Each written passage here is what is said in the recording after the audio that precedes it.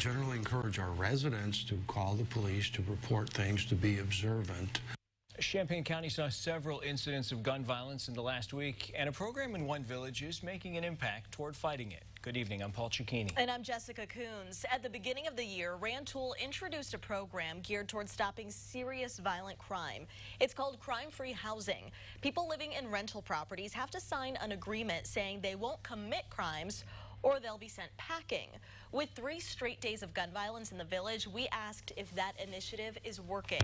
WCI3's Emily Braun is live in our newsroom tonight. So, Emily, how did they respond to that question? Jess, they told me that it is working. There have been at least a few cases this year where gun violence was committed and the resident ended up moving out. But the program isn't perfect, and police tell me it'll take time for it to truly transform the community.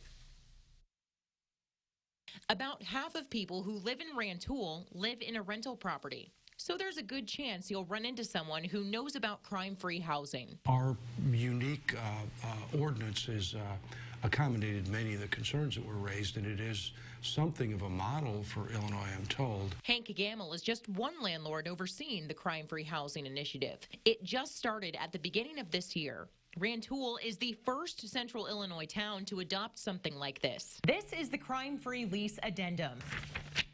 As soon as the resident signs this, they agree that they and their guests will not commit serious crime at home or around town, or else the lease is up.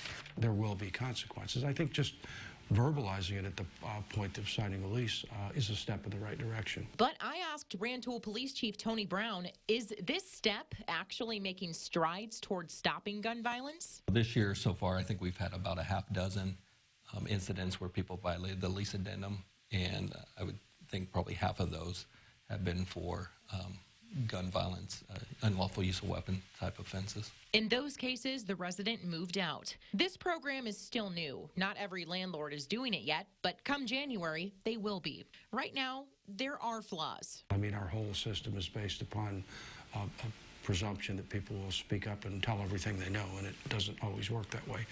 But we can always do more. And plenty of room for growth. I think over time they're going to be resolved as we figure out, as we go through the kind of the growing pains of the program. 5 years down the road, it's going to look a lot different than it does now. Now, about the recent string of shootings from the past few days, Braun told me the suspects involved are names they've seen before in connection to gun violence. In other words, he says it tends to be the same people or groups committing the violent crime. Live in the newsroom, Emily Braun, WCI3, your local news leader. It's an interesting program. Emily, thanks so much.